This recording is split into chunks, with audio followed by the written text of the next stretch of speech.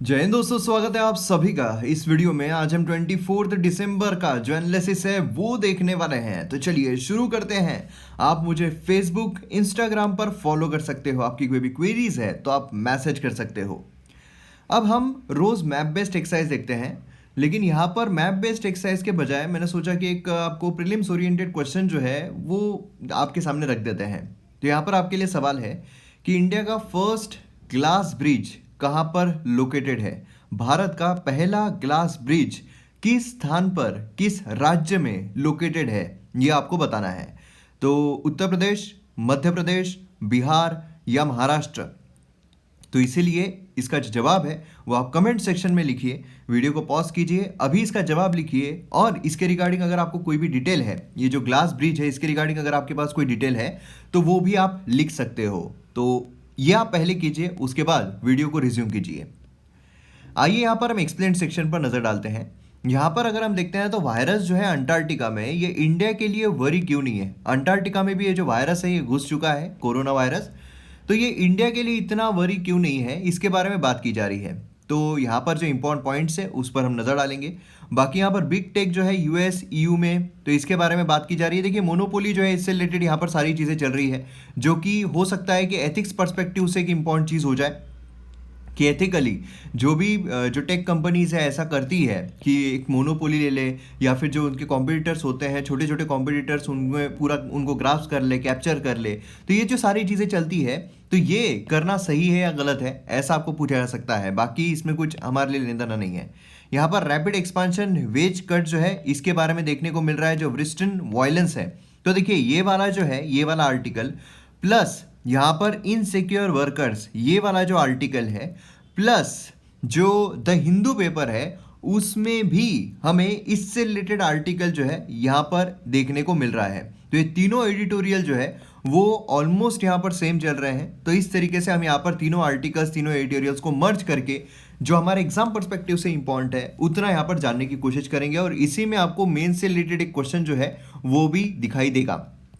फिर the ideas page और editorial page अगर हम देखते हैं तो मज़ेदार कोई आर्टिकल देखने को नहीं मिल रहे हैं। यहाँ पर ये वाला भी इंपॉर्टेंट नहीं है, ये अगर हम देखते हैं तो ये भी इंपॉर्टेंट नहीं है, ये भी इंपॉर्टेंट नहीं है। और ये वाला अगर हम देखते हैं तो देखिए फार्म से रिलेटेड कई सारे आर्टिकल्स, कई सारे एडिटोरियल जो है वो हम कंटिन्यूसली देख ही रहे हैं। और ये वाला जो एडिटोरियल है वो हम देखने ही वाले हैं। द हिंदू भी अगर हम देखते हैं तो यहाँ पर वोकल फॉर लोकल, देखिए क्या है, जम्मू एंड कश्मीर, वहाँ के इलेक्शंस, और उसी के साथ साथ एक इंपॉर्टेंट कॉन्सेप्ट जो है वो वहाँ पर निकल कर आता है। तो इसके बारे में देखेंगे। Plus election commission of India जो है उसकी भी हम रिवीजन जो है वो कर लेंगे कि आपको ऐसा क्वेश्चन आ सकता है कि जो इलेक्शन कमीशन ऑफ इंडिया है, despite election commission of India is a constitutional body, still it is considered as toothless tiger. तो ऐसे जो है, ऐसे क्वेश्चंस आपको अक्सर एग्जाम में आ सकते हैं। तो ऐसे क्वेश्चंस के जवाब आप कैसे दोगे, क्या उसमें चैलेंजेस है, तो ये सारी चीज़ें आपको पता रहना चाहिए। देखिए कई सारे एस्पिरेंट्स का ये भी क्वेश्चन होता है कि जो किताब है, और कई सारे एस्पिरेंट जो है वो मिसअंडरस्टूड कर लेते हैं, है ना, कि उनका ये बोलना होता है कि यहाँ पर देखिए जो मेंस है उसमें इस तरह क्वेश्चन आया है, तो ये जो क्वेश्चन है इसका जवाब कैसे लिखेंगे, किताब में तो उसके बारे में कुछ इन्फॉर्मेशन दी ही नहीं है, किताब में तो ऐसा कुछ हमें देखने को ही नहीं मिल रहा है। देखिए अगर सारी चीज़ें इस तरीके से इतनी आसानी से हो जाती तो फिर यूपीएससी तो हर कोई क्लियर कर लेता, है ना। क्योंकि भारत में अगर आप देखोगे तो रट्टा मारने के लिए बहुत सारे ऐसे लोग हैं जो रट्टा मार सकते हैं, सीधा रट्टा मार के वहाँ अगर ओकना ही है तो फिर तो हर कोई वही आपको दिखता था। लेकिन यहाँ पर खेल जो है, यूपीएससी जो खेल होता है, खासकर मेंस का जो खेल होता है, ये होता है अंडरस्टैंडिंग का, ये होता है आपके परसेप्शन का, ये होता है आपके नॉलेज का, कि आपने अलग अलग सोर्स से, अलग अलग जगह से, अलग अलग सोर्स का मतलब ये नहीं है कि पॉलिटी जो है उसके लिए आप अलग अलग सोर्स रेफर कर रहे हो ना, एक ही सोर्स रेफर करो, लेकिन कितना अच्छे तरीके से आप कॉन्सेप्ट को समझ पा रहे हो, ये इंपॉर्टेंट होता है। मतलब कि आपको फर्ज कीजिए कि आपको किताब में, किसी किताब में सिर्फ इतना ही दिया हुआ है कि इलेक्शन कमीशन ऑफ इंडिया जो है उसमें कौन कौन से मेंबर्स होते हैं, उनको कौन अपॉइंट करता है, फिर उसके बाद उनको रिमूव कैसे किया जाता है, उनका टेन्योर कितना होता है और उनके फंक्शंस क्या है, सिर्फ इतना ही आपको दिया हुआ है। अब यहाँ पर आप देखोगे तो चैलेंजेस जो है वो नहीं दिए हुए हैं, है ना। किताब में, मैं किताब की बात कर रहा हूँ, फर्ज कीजिए ना एक आधे किताब में ऐसा है कि चैलेंजेस नहीं दिए हुए हैं। अब जब चैलेंजेस नहीं दिए हो, अगर आपको ऐसा बोला जाए कि टूथलेस टाइगर है, मतलब आपको इसमें चैलेंजेस लिखने हैं। अब जब चैलेंजेस लिखने हैं, आप बोलोगे सर कैसे लिखेंगे, यहाँ पर इस किताब में तो कुछ दिया हुआ ही नहीं है। लेकिन यही तो अंडरस्टैंडिंग है ना, जो फंक्शंस है, जो करंट इश्यूज निकल कर आते हैं, है ना, करंट इश्यूज जो निकल कर आ रहे हैं कि इलेक्शन कमीशन ऑफ इंडिया को ये क्रिटिसाइज किया जा रहा है, ऐसे क्रिटिसाइज किया जा रहा है ना।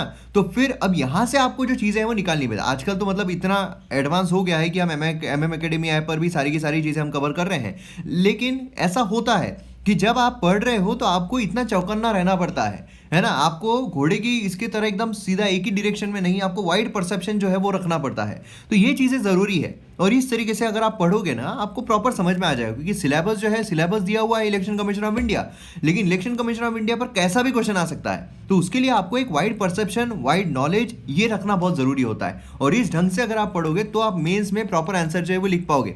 स्पून फीडिंग जो है, हर वक्त स्पून फीडिंग का आप ये मत कीजिए।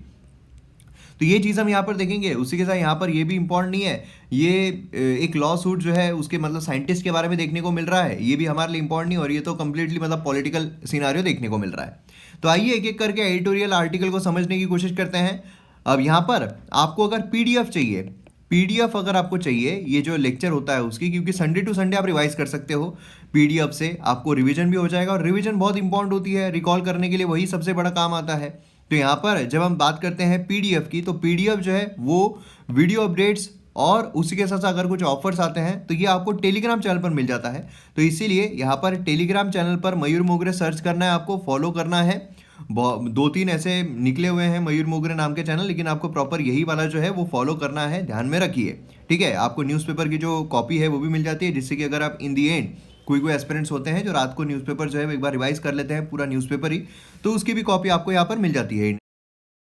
एमएम एकेडमी ऐप को आपने डाउनलोड किया या नहीं? क्योंकि मेरे द्वारा जो कोर्सेस लाए जा रहे हैं यहाँ पर तो आप डेमो लेक्चर देख रहे हो, लेकिन आपको जो असली लेक्चर्स है, जो असली माल है, वो आपको एमएम एकेडमी ऐप पर देखने को मिलेगा। मतलब मॉडर्न हिस्ट्री कंप्लीटली अवेलेबल है भाई साहब, जो इंडियन पॉलिटी है कंप्लीटली अवेलेबल है, एंशिएंट हिस्ट्री कंप्लीटली अवेलेबल है, जो एथिक्स है कंप्लीटली अवेलेबल है। तो इस तरीके के आपको जो लेक्चर्स है, आपको जो कोर्सेस है, वो आपको एमएम एकेडमी ऐप पर देखने को मिलेंगे, और आप यहाँ पर हाईएस्ट क्वालिटी कंटेंट एंजॉय कर सकते हो। और ये जो हाईएस्ट क्वालिटी कंटेंट है ना, किसी को बताना मत, लोएस्ट प्राइजेस पर है। इतने कम प्राइजेस है, इतने कम प्राइजेस है, क्योंकि हमारी टैग लाइन ही है कि हर गांव से सितारे निकलेंगे और हर गांव से हम सितारे निकाल कर रहेंगे। इसलिए इतने कम प्राइजेस में कि जो एजुकेशन है, क्वालिटी एजुकेशन है, ये हर गांव तक जाए, हर इंसान तक पहुंचे, और पैसों के वजह से जो एजुकेशन है उसको ना छोड़े, अपने जो ड्रीम्स है उसको ना मारे। इसीलिए हाईएस्ट क्वालिटी कंटेंट को एंजॉय कीजिए आपके मोबाइल फोन में, जहां पर आपको सभी जीएस 1 2 3 4, आप यूपीएससी बोलिए, स्टेट पीएससी बोलिए, किसी भी एग्जाम की अगर आप प्रिपरेशन कर रहे हो, तो आपको ये जो प्रिपरेशन है इसमें 4 चांद, 10 चांद, 15 चांद, 20, 100 चांद सभी आपको यहां पर देखने को मिलेंगे। तो इसलिए फटाफट डाउनलोड कीजिए एमएम एकेडमी ऐप और वीडियोस को एंजॉय कीजिए। आइए यहाँ पर हम बात करते हैं एंटार्क्टिका में जो वायरस है इंडिया के लिए इतना वरी क्यों नहीं है, इंडिया के लिए इतना हानिकारक क्यों नहीं है। देखिए एटलीस्ट 36 लोग जो है, जो चिलियन रिसर्च सेंटर है, स्टेशन है अंटार्कटिका में, वो इन्फेक्टेड फाइंड किए गए हैं कोरोना वायरस से। और ये फर्स्ट इंस्टेंस है जहाँ पर सदर्न मोस्ट कॉन्टिनेंट जो है अंटार्कटिका, आप यहाँ पर देख सकते हो, यहाँ पर भी कोरोना वायरस जो है वो पहुँच चुका है। ठीक है, अब देखिए इन्फेक्शन जो है पॉसिबली यहाँ पर जो शीप है जो बोर्ड कर रहे थे, नहीं देखिए क्या होता है नॉर्मली, इंडिया जो है, भारत जो है वहाँ से जाते हैं अफ्रीका, फिर अफ्रीका से बोट लेके यहाँ पर अंटार्कटिका जाते हैं। लेकिन अभी क्या है, अभी 50 लोगों की टीम जो है इंडिया से फिर से रवाना होने वाली है। मतलब जो 50 लोग यहाँ पर रह रहे हैं वो वापस इंडिया जाएंगे, इंडिया से 50 लोगों की टीम जो है वो दूसरी टीम जो है वो रवाना होगी अंटार्कटिका के लिए। लेकिन अब गोवा से सीधा वो अंटार्कटिका जाएंगे। अब वो शिप वीप जो है वो ये ऐसा नहीं रहेगा सीधा, मतलब वो मतलब अफ्रीका से शिप लेके नहीं जाएंगे, डायरेक्टली इंडिया जो है वहीं से वो वहाँ पर जाने वाले हैं, ऐसा बोला जा रहा है। ठीक है, अब देखिए क्या हुआ था, जो शिप बोर्ड किए थे रिसेंटली, तो उसमें जो चिलियन है उनके यहाँ पर चिले निकल गए। तो यहाँ पर क्या हुआ कि उनको जो वायरस है वो यहाँ पर देखा गया। एज ऑफ नाउ इंडिया अगर हम देखते हैं तो अंटार्कटिका में वरी करने की बिल्कुल भी ज़रूरत नहीं है, क्योंकि इंडिया के जो 2 परमानेंट स्टेशन है, मैत्री एंड भारती, ये एटलीस्ट 5000 किलोमीटर अवे हैं चिलियन बेस से। अब मैत्री और भारती कहाँ पे, यहाँ पर आप देख सकते हो मैत्री और यहाँ पर है भारती, ये दोनों में ही डिस्टेंस जो है वो हज़ारों किलोमीटर का है, ठीक है। तो इसलिए यहाँ पर इतना वरी जो है वो इंडिया के लिए नहीं है कि इंडिया के जो लोग हैं वो यहाँ पर इन्फेक्ट हुए होंगे करके। लेकिन अभी जो लोग जाने वाले हैं तो वो काफ़ी प्रॉब्लमेटिक हो सकता है, तो ये सारी चीज़ें यहाँ पर देखी जाएगी। तो बेसिकली इंपॉर्टेंट चीज़ क्या बताना है कि इंडिया के कौन से स्टेशन जो है वो हम अंटार्कटिका में देखने को मिलते हैं, मैत्री एंड भारती, ये कौन से लोकेशन पर है, नदर्न, ईस्टर्न, वेस्टर्न, सदर्न, ऐसा भी आपको क्वेश्चन आ सकता है, ठीक है, कि मैत्री जो है वो सदर्न अंटार्कटिका में हमें देखने को मिलता है या फिर वेस्टर्न अंटार्कटिका में देखने को मिलता है, ऐसा क्वेश्चन आ सकता है। उसी के साथ साथ मैत्री जो है ये नीचे है एज कंपेयर टू भारती, ऐसा आपको पूछा जा सकता है। और दूसरा ऐसा भी आ सकता है कि जो मैत्री है, भारती है, ये अंटार्कटिका बेस में, मतलब वहाँ पर जो लोग रह रहे हैं वो परमानेंट नहीं है, ठीक है, वो मतलब बंद हो जाता है, शुरू हो जाता है, ऐसे क्वेश्चन जो है आपको पूछे जा सकते हैं। इसलिए इसके रिगार्डिंग आपको इन्फॉर्मेशन रहनी चाहिए, इसलिए आर्टिकल मैंने यहाँ पर लिया है। बाकी क्या है, मैं मुंह से भी आपको ये सारी चीज़ें बता सकता था, लेकिन ये लोकेशन जो है ये इंपॉर्टेंट होता है। मैप बेस्ड एक्सरसाइज बहुत इंपॉर्टेंट है भाई साहब। नेक्स्ट यहाँ पर हम आ रहे हैं इनसिक्योर वर्कर्स। यहाँ पर हम 3 एडिटोरियल जो है वो देखने वाले हैं, द इंडियन एक्सप्रेस के 2 एंड प्लस द हिंदू जो है उसका 1। तो इस तरीके से एडिटोरियल है। क्या हुआ है इन शॉर्ट, अगर हम क्रक्स देखें तो आईफोन मैन्युफैक्चरिंग प्लांट जो है वो अटैक किया गया था थाउजेंड्स ऑफ कॉन्ट्रैक्ट वर्कर्स के द्वारा नॉन पेमेंट ऑफ वेजेस के लिए, कि कॉन्ट्रैक्ट वर्कर जो है उनको पेमेंट जो है वो नहीं दिया जा रहा था। इसके वजह से यहाँ पर जो मैन्युफैक्चरिंग प्लांट है वो अटैक में आ गया था। अब मेन से रिलेटेड एक क्वेश्चन जो है वो आपके लिए निकल कर आ रहा है कि do you think due to increase in the number of contract workers social security has decline, examine the reasons and provide probable solution. मतलब यहाँ पर बेसिकली आपको 3 क्वेश्चन पूछे गए हैं। पहले तो आपको डू यू थिंक मतलब आप अग्री कर रहे हो या नहीं, आप क्या सोच रहे हो, आप इसमें यस नो दोनों बोल सकते हो। इसमें आपको दोनों के लिए रीजन जो है वो बताने हैं, और अगर कुछ प्रॉब्लम्स है तो प्रॉबेबल सॉल्यूशन जो है वो भी आपको बताना पड़ेगा, ठीक है। यहाँ पर आपको एग्जामिन करना है, मतलब यहाँ पर क्या है, पहले इसमें आप अग्री कर रहे हो या नहीं लॉजिकल रीजनिंग के साथ। अगर आपने मेरा जो कोर्स है मेंस आंसर राइटिंग का वो अगर देखा है तो उसमें मैंने आपको बेस बताया है कि कैसे क्वेश्चंस को अप्रोच करना है, कैसे टाइप के क्वेश्चंस आपको पूछे जाते हैं, कौन से वर्ड जो है उनका इस्तेमाल होता है और उनको कैसे अप्रोच करना है ना। तो ऐसे क्वेश्चंस जो है काफ़ी इंपॉर्टेंट हो जाते हैं और उनको हमें अप्रोच करना बहुत ज़रूरी होता है। तो यहाँ पर डू यू थिंक, एग्जामिन, ये सारे क्वेश्चंस पूछे गए हैं। तो इस तरीके से आपको यहाँ पर जवाब जो है इसका लिखना पड़ेगा, और इसका जवाब जो है थोड़ा बहुत आपको इन आर्टिकल के थ्रू भी देखने को मिलेगा। अब देखिए कॉन्ट्रैक्ट वर्कर्स की जब हम बात करते हैं तो कॉन्ट्रैक्ट वर्कर्स क्या होते हैं, ये हायर किए जाते हैं इंटरमीडिएटरी के द्वारा, मतलब कॉन्ट्रैक्टर के द्वारा। कॉन्ट्रैक्टर हायर करता है कॉन्ट्रैक्ट वर्कर्स को। एग्जाम्पल के तौर पर एक लेमन लैंग्वेज का एग्जाम्पल देखते हैं। जैसे अभी कोई कंस्ट्रक्शन एक्टिविटी है, ठीक है, समझ लीजिए आपके घर का कोई कंस्ट्रक्शन वर्क है, उसमें आप क्या करते हो, आप अलग अलग वर्कर्स को जाकर ढूंढते हो क्या, कि ये जो है ये ईंटें लेगा, ये जो है ये सीमेंट बनाएगा, ये करेगा, ये करेगा, ये ऐसे आप करते हो क्या? नहीं, आप क्या करते हो, एक कॉन्ट्रैक्टर को हायर कर लेते हो। इस कॉन्ट्रैक्टर के साथ आप डील करते हो कि कितना लोगे भैया, 1300 रुपये लोगे, 1500 रुपये लोगे, है ना। तो ये आप उसके साथ डील करते हो, और फिर उसके बाद क्या होता है कि आप इसके साथ पैसे का व्यवहार कर लेते हो कि भाई घर बनाना है हमको, तो घर बनाने के लिए टोटल हमें कितना पैसा लगेगा और उसमें तुम्हारी कौन कौन सी चीज़ें आएगी। इसने 1300 के भाव से, 1500 के भाव से, 1600 के भाव से, 1800 के भाव से जो भी बोला हो, 2000 के भाव से जो भी बोला हो, तो समझ लीजिए कि आपको 25 लाख रुपए जो है वो लग रहे हैं पूरा एक घर जो है वो सिर्फ खड़ा करने के लिए, ठीक है, बेसिक एमिनिटीज जो है वो खड़ा करने के लिए 25 से 30 लाख रुपए अगर लग रहे हैं, ठीक है। तो मतलब अब क्या है कि आपने इसके साथ व्यवहार कर लिया है। अब आप जो पैसा दोगे वो सिर्फ इसको दोगे, है ना। अब ये अकेला यहाँ पर ईंटें उठाना, अकेला यहाँ पर सामान लेकर आना करेगा क्या? नहीं, ये क्या करेगा, ये कॉन्ट्रैक्ट वर्कर्स को हायर करेगा पर डे के हिसाब से, कि भैया तुमको इतना मैं दूंगा एक दिन का, तुमको इतना मैं दूंगा, तुमको 200 रुपये दूंगा, तुमको 300 रुपये दूंगा, तुमको 400 रुपये दूंगा, है ना। ये क्या हो रहा है, ये कॉन्ट्रैक्ट वर्कर जो है कॉन्ट्रैक्टर के द्वारा, एक मिडिल मैन के द्वारा यहाँ पर हायर किया जा रहा है। ऐसे ही हमें अलग अलग चीज़ों में देखने को मिलता है कि हाँ, एक गाड़ी जो है वो हमें 10 गाड़ियाँ जो है फटाफट बनाने की है, चलो कॉन्ट्रैक्ट जो है एक को कॉन्ट्रैक्ट दे दो, और फिर वो जो है वो कॉन्ट्रैक्टर सारे वर्कर्स को लेकर आएगा, कॉन्ट्रैक्ट वर्कर्स को, और फिर वो काम करवा लेगा, है ना। तो ये हमें मतलब इंटरमीडिएटरी जो है वो देखने को मिलता है। अब यहाँ पर ये वाला इंसान जो है अगर प्रॉपर काम नहीं कर रहा है तो ये क्या करेगा, इसको निकाल देगा, इसकी जगह पर दूसरा लेकर आ जाएगा, है ना। ऐसा भी हो सकता है, या फिर इसको एक कोरोना हो गया, इसको निकाल दो, इसकी जगह पर दूसरा लेकर आ जाओ। तो ऐसी चीज़ें यहाँ पर होती है। अब ये जो है ये कंपनी के पेरोल पर होते हैं क्या, मतलब आप इनको पे कर रहे हो क्या? नहीं, आप सिर्फ इसको पे कर रहे हो, फिर ये इनको पे कर रहा है ना। तो ऐसी चीज़ हमें यहाँ पर देखने को मिल रही है और यही चीज़ यहाँ पर कॉन्ट्रैक्ट वर्कर के साथ होती है किसी भी कंपनी में। कंपनी एक कॉन्ट्रैक्टर को हायर कर लेती है, वो कॉन्ट्रैक्टर बाकी लोगों को लेकर आता है, वो कॉन्ट्रैक्टर कंपनी वाले को बोल देता है कि तुम मेरे को इतना पैसा दो, मैं तुमको 10 दिन में बना के दे दूंगा। फिर वो 100 लोगों को हायर करे, 200 लोगों को हायर करे, वो बाकी का मैटर होता है। ऐसे थर्ड पार्टी कॉन्ट्रैक्ट जो होते हैं, ये यहाँ पर जो कॉन्ट्रैक्टर है उसको रिस्पॉन्सिबल ठहराते हैं, उसको पेमेंट देते हैं, बाकी जो कॉन्ट्रैक्टर है वो फिर दूसरे लोगों को वेजेस देता है ना। अब यहाँ पर according to annual survey of industries, ये जो आंकड़ा है काफ़ी ज़्यादा इंपॉर्टेंट है, क्योंकि जो क्वेश्चन पूछा गया है कि increase in the number of contract workers, तो सबसे पहले तो आपको बेसिकली क्वेश्चन में बताना पड़ेगा कॉन्ट्रैक्ट नंबर जो है वो इंक्रीज हुए हैं, कॉन्ट्रैक्ट वर्कर्स का जो नंबर है वो इंक्रीज हुआ है। अगर आप यहाँ पर येस बोलते हो तो, है ना, और येस ही बोलोगे मुझे लगता है, क्योंकि सोशल सिक्योरिटी जो है, क्योंकि दूसरा जो पार्ट है वो ये पूछा गया है कि आपको यहाँ पर हाँ ही बोलना पड़ेगा, क्योंकि जैसे जैसे कॉन्ट्रैक्ट वर्कर इंक्रीज होंगे वैसे वैसे सोशल सिक्योरिटी डिक्लाइन होगी। परमानेंट अगर कोई वर्कर है तो उसको सोशल सिक्योरिटी मिलेगी, कॉन्ट्रैक्ट वर्कर है तो सिक्योरिटी नहीं मिलेगी। तो यहाँ पर आप नो कब बोल सकते हो, जब आप ये बोलो कि कॉन्ट्रैक्ट वर्कर्स का जो नंबर है ये डिक्लाइन हुआ है, तभी आप बोल सकते हो दूसरे इसको कि हाँ भैया ये गलत है ना। यहाँ पर इंक्रीज हुआ है ये तो आपको पता ही रहना चाहिए, है ना। तो यहाँ पर आप देखो contract workers account for 36.4% of the total production workers factory sector में जो रजिस्टर्ड है, तो मतलब इंक्रीज हो रहे हैं, कॉन्ट्रैक्ट वर्कर्स इंक्रीज हो रहे हैं, है ना। तो कॉन्ट्रैक्ट वर्कर जो है ऑफन वो फाइंड करते हैं doing the same task regular employees के जैसा ही, लेकिन उनको वेजेस जो है वो कम मिलते हैं, इनफैक्ट लोअर वेजेस मिलते हैं एक नॉर्मल जो एम्प्लॉय रहता है उससे, प्लस यहाँ पर लिमिटेड सोशल सिक्योरिटी बेनिफिट्स मिलते हैं, है ना। मतलब उसको भैया अगर तबियत खराब हो जाए तो उसकी सैलरी चली गई, पर डे के हिसाब से काम कर रहा है, तो सीधा सीधा आपका यहाँ पर जो सवाल है वो यहाँ पर क्लियर हो गया, सोशल सिक्योरिटी जो डिक्लाइन हुई है ना, ये हमें देखने को मिलता है। उसी के साथ साथ जो पुअर वर्किंग कंडीशन है उसमें काम करता है।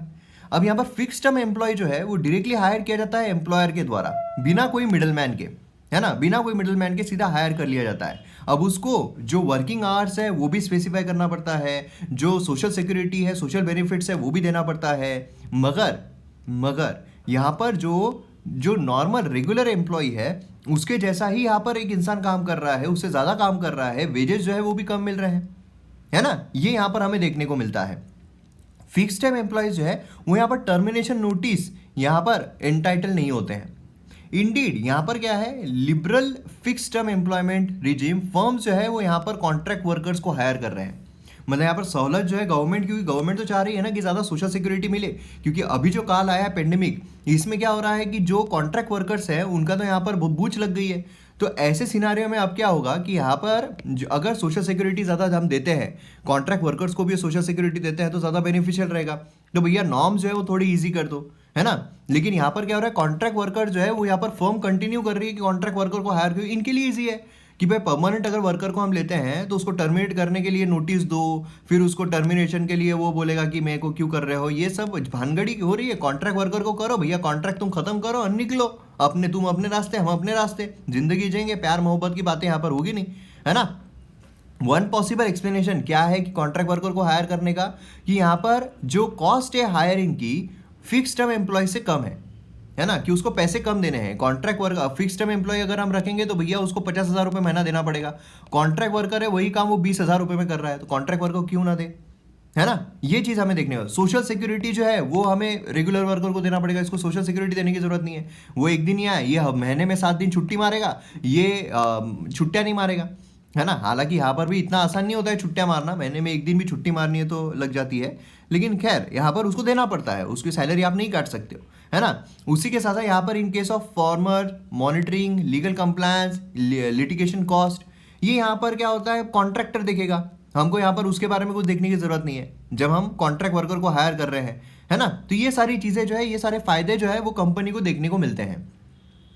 लेबर कोड जो है ऑक्यूपेशन सेफ्टी एंड हेल्थ, इसने यहाँ पर कॉन्ट्रैक्ट वर्कर को कोर एक्टिविटीज जो है, use of contract worker in core activities under certain conditions, जैसे कि यहाँ पर जो वॉल्यूम ऑफ वर्क अगर सडनली इंक्रीज हो जाता है तो आप कोर एक्टिविटीज में कॉन्ट्रैक्ट वर्कर का इस्तेमाल करते हो, नहीं तो कोर एक्टिविटीज जो उसमें आपको रेगुलर जो एम्प्लॉय है, रेगुलर वर्कर जो है उसको ही लेना पड़ेगा, कॉन्ट्रैक्ट वर्कर को नहीं। लेकिन कॉन्ट्रैक्ट वर्कर कब ले सकते हो, सडनली अगर कुछ कंडीशन है कि आपका काम जो है, वॉल्यूम जो है काम का वो सडनली इंक्रीज हो गया है ना, तो ये अब स्पेसिफाइड टाइम के लिए आप ले सकते हो। ये जो प्रोविजन है इसने कॉन्ट्रैक्ट वर्कर जो है उसके इसको यूज़ को काफ़ी ज़्यादा इंकरेज कर दिया, है ना। तो ये चीज़ हमें यहाँ पर देखने को मिलती है। तो मतलब इसके वजह से क्या हुआ, जो रेगुलर एम्प्लॉयज़ है उनका यहाँ पर जो कारोबार है वो ठप बैठ गया, वो यहाँ पर उनको जॉब है वो नहीं मिल रही है। तो अब ये सारी चीज़ें तो हमने देख ली, अब आपको करना क्या है, आपको ये सोचना है कि मतलब अब ये जो प्रॉब्लम्स है इसका सोल्यूशन क्या हो सकता है। देखिए क्या है कि आपको अगर हर चीज़ का सोल्यूशन जो है वो अगर प्रोवाइड कर दिया जाए, ठीक है, हर चीज़ का सोल्यूशन अगर प्रोवाइड कर दिया जाए, तो फिर आप जब आपके सामने जब आप आईएएस ऑफिसर बन जाओगे, एडमिनिस्ट्रेटर बन जाओगे, उस टाइम पर अगर कोई प्रॉब्लम निकल कर आती है तो क्या सोल्यूशन के लिए आप वीडियोस देखते बैठोगे कि यार ये वीडियो देख लेते हैं, यार ये वीडियो में शायद उसका सोल्यूशन मिल जाए। ऐसी कोई इंसिडेंट्स होते हैं जहाँ पर आपको इंस्टेंट सोल्यूशन जो है वो निकालना पड़ता है, तो उस टाइम पर क्या करोगे, तो अपनी कैपेबिलिटीज़ बढ़ाओ। जहाँ पर भी प्रॉब्लम आपको नज़र आ रहा है उसका सोल्यूशन निकालने की कोशिश करो। जहाँ पर भी प्रॉब्लम नज़र आ रहा है, आपके घर में गर्म पानी नहीं आ रहा है, आपके घर पे ठंडा पानी जो है वो बहुत ज़्यादा ही ठंडा आ रहा है, आपके घर पे बर्फ़ गिर रही है, आपके घर पे सीधा एसिड रेन गिर रहा है, सोल्यूशन जो है वो निकालने की कोशिश करो हर प्रॉब्लम में। ठीक है, हर प्रॉब्लम में सोल्यूशन निकालने। ऐसा नहीं है कि आप फिर दुनिया के बाहर ही निकल जाओ कि हाँ भैया, रास्ते में जाते जाते बोलो भैया बताओ आपको क्या प्रॉब्लम है, मैं सोल्यूशन बताऊंगा, आपको क्या प्रॉब्लम है, ऐसा नहीं। जो भी आपको प्रॉब्लम फेस कर रहे हो आप डे टू डे लाइफ में उसका सोल्यूशन निकालने की कोशिश करो, यही आपको आगे लेकर जाएगा। और फिर जब बड़ी बड़ी कोई चुनौतियां आएगी, आप जब एडमिनिस्ट्रेटर बनोगे, जो भी बनोगे देश के लिए, जो भी बड़ी बड़ी आपके सामने जो चैलेंजेस आएंगे वो आप इजीली उसको सॉल्व कर पाओगे। तो यहाँ पर आपको इसके जो सोल्यूशन है वो प्रोवाइड करना है, ठीक है। अब यहाँ पर वोकल फॉर लोकल, ये जम्मू एंड कश्मीर, इसमें बेसिकली आपको एक टर्म जो है वो याद रखना है, गुपकर डिक्लेरेशन, ठीक है। ये एक सिर्फ इस्तेमाल, बाकी आप छोड़िए, बाकी पॉलिटिकल सब छोड़िए, कोई पढ़ने की जरूरत नहीं है। गुपकर डिक्लेरेशन आपको एग्जाम में पूछा जा सकता है। तो देखिए क्या है कि जो आर्टिकल हमारा 370 है ना, स्पेशल स्टेटस जो है जम्मू एंड कश्मीर को दिया गया। अब ये जो स्पेशल स्टेटस है उसको हटा दिया गया। अब ये हटाने वाले हैं, ये थोड़ा बहुत तो लीक हो ही जाती है। तो क्या हुआ, ये हटाने के एक दिन पहले, ठीक है, एक दिन पहले यहाँ पर बीजेपी छोड़ के बाकी जितने भी यहाँ पर पार्टीज है जम्मू एंड कश्मीर की पॉलिटिकल पार्टीज, वो यहाँ पर एक रेसिडेंस पर मिलती है, national conference of president Farooq Abdullah जो है, गुपकर रोड श्रीनगर में, ठीक है। और वो एक जॉइंट स्टेटमेंट जो है वो देते हैं कि आर्टिकल 370 जो है जम्मू एंड कश्मीर का स्पेशल स्टेटस, उसको यहाँ पर डिफेंड करते हैं कि वो यहाँ पर रहना चाहिए, वो यहाँ पर सही है और वो यहाँ पर रहना ज़रूरी है। और ये जो जॉइंट स्टेटमेंट है इसी को कहा जाता है गुपकर डिक्लेरेशन, ठीक है। लेकिन क्या होता है, उसके एक दिन के बाद सेंट्रल गवर्नमेंट जो है वो स्पेशल स्टेटस रिवोक कर देती है, पूरा वो कामकाज जो है वो ठप बैठ जाता है, बिगड़ जाता है उन लोगों का।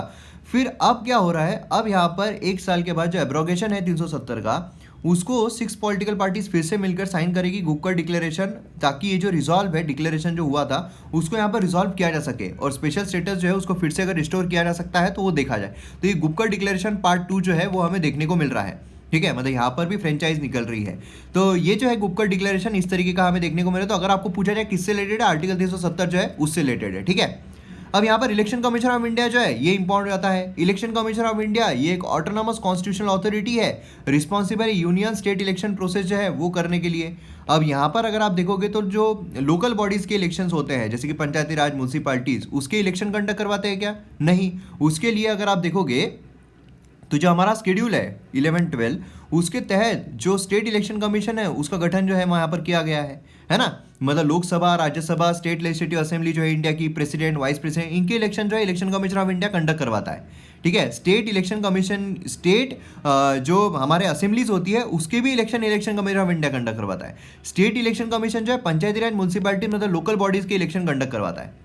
अब देखिए यहाँ पर क्या है, हमारा जो पार्ट 15 है वो डील करता है इलेक्शन के साथ, और कमीशन जो उसका स्टैब्लिशमेंट होना चाहिए 25 जनवरी 1950 स्टैब्लिश किया जाता है। आर्टिकल 324 से लेकर 329 यहाँ पर पावर, फंक्शन, टेन्योर, एलिजिबिलिटी जो है ये कंसिडर हमें देखने को मिलता है। तो फटाफट यहाँ पर क्या करना है आपको, जो एमएम एकेडमी फैमिली मेंबर्स है, क्या करना है, फटाक से जाके एमएम एकेडमी पर जो पॉलिटी का इलेक्शन कमीशन ऑफ इंडिया का लेक्चर है वो फटाफट देखो, रिकॉल करो, रिवीजन करो, ठीक है। ऐसे ही करना पड़ेगा। देखिए यहाँ पर आपको फटाफट जाके जैसे ही लेक्चर खत्म हो रहा है वो आपको पहला काम करना है। स्ट्रक्चर अगर हम देखते हैं कमीशन का, ओरिजिनली कमीशन जो है यहाँ पर आप देखोगे तो एक ही था, है ना, एक ही हमें मेंबर जो इलेक्शन कमीशन जो है वो देखने को मिलता था, कमिश्नर। फिर उसके बाद मल्टी मेंबर बॉडी जो है वो बन जाती है, क्योंकि क्या हुआ था, पहले 21 साल थी जो वोट करने की एज, बाद में उसको 18 साल जो है वो कर दी गई, वर्कलोड बढ़ गया, तो उसके वजह से यहाँ पर अब मल्टी मेंबर हो गई, चीफ इलेक्शन कमिश्नर एंड बाकी 2 इलेक्शन कमिश्नर्स हमें देखने को मिलते हैं। और उसी के साथ साथ सेक्रेटरीट जो है कमीशन का न्यू दिल्ली में लोकेटेड है। प्रेसिडेंट अपॉइंट करते हैं चीफ इलेक्शन कमिश्नर और बाकी इलेक्शन कमिश्नर को, ठीक है। और उसी के साथ साथ फिक्स टेन्योर होता है 6 ईयर्स का या फिर 65 ईयर्स का। फिर उसके बाद चीफ इलेक्शन कमिश्नर जो है वो रिमूव किए जा सकते हैं सिमिलर टू सुप्रीम कोर्ट जजेस। यहाँ पर आपको ध्यान, चीफ इलेक्शन कमिश्नर रिमूव किए जा सकते हैं एज पर दी जजेस ऑफ सुप्रीम कोर्ट, ठीक है, मतलब मिसबिहेवियर एंड इनकैपेसिटी उसके ग्राउंड्स पर, और लंबी प्रोसेस है। बाकी जो 2 इलेक्शन कमिश्नर्स है वो रिमूव किया जा सकते हैं by the president on the recommendation of chief election commissioner. मतलब इनको यहाँ पर सुप्रीम कोर्ट के जजेस वाला ये जो प्रावधान है वो नहीं मिला हुआ है, ठीक है। ये एक ड्रॉबैक हमें यहाँ पर देखने को मिलता है, तो ड्रॉबैक समझिए। नेक्स्ट यहाँ पर मेजर चैलेंजेस अगर हम देखते हैं तो देखिए काफ़ी इन्फ्लुएंशियल रहा है। मतलब यहाँ पर आप देखोगे तो जो क्रिमिनलाइजेशन है ना, माल प्रैक्टिसेस है, उसको यहाँ पर वायलेंस जो होता है उसको यहाँ पर काबू करने में काफ़ी असक्षम रही है। उसी के साथ साथ अगर आप देखोगे तो जो इलेक्शंस है उसमें आप देखोगे तो काफ़ी मतलब प्रॉब्लम्स जो है वो चलते रहते हैं, और जो सवाल है वो भी खड़े होते रहते हैं, रिलायबिलिटी जो है वो खतरे में रहती है ना। और इलेक्शन कमीशन ऑफ इंडिया जो है एडिक्वेटली यहाँ पर पॉलिटिकल पार्टीज को रेगुलेट करने में इक्विप नहीं है। मतलब पॉलिटिकल पार्टी को आप रिकॉग्निशन दे रहे हो लेकिन डी रिकॉग्नाइज करने की पावर जो है वो यहाँ पर नहीं मिलती है ना। इलेक्शन कमीशन ऑफ इंडिया जो है less and less independent of executive जो है वो हमें देखने को मिल रही है। मतलब एक पार्ट है कि यहाँ पर इंडिपेंडेंट रहना चाहिए तब जाकर फ्री एंड फेयर इलेक्शन जो है वो हो सकते हैं, लेकिन फिर भी ये लेस एंड लेस इंडिपेंडेंट जो है वो होती जा रही है ना। उसके पीछे कई रीजन है। आप एक रीजन ये भी बता सकते हो कि बाकी जो 2 इलेक्शन कमिश्नर है, क्योंकि यहाँ पर ये जो है चीफ इलेक्शन कमिश्नर उसको यहाँ पर पूरा प्रावधान मिला हुआ है ना, रिमूव किया जा सकता है, मतलब उसको इंडिपेंडेंस मिला हुआ है, बाकी 2 को नहीं मिले हुए हैं। अब पावर आपने तीनों को सेम दे रखी रही है, मतलब अगर कोई कॉन्फ्लिक्ट आता है तो मेजोरिटी के साथ होगा। अब इन दोनों को भी अगर खरीद लेती है सरकार कि भैया तुमको नहीं तो निकाल दिया जाएगा, तो उस डर से अगर दोनों को भी खरीद लेती है तो चीफ इलेक्शन कमिश्नर क्या करेगा, कुछ नहीं कर सकेगा, है ना। तो इस तरीके से चीजें हमें देखने को मिल रही है। और उसी के साथ साथ नॉन ट्रांसपेरेंसी जो है वो भी काफी ज्यादा निकल कर आ रही है ना।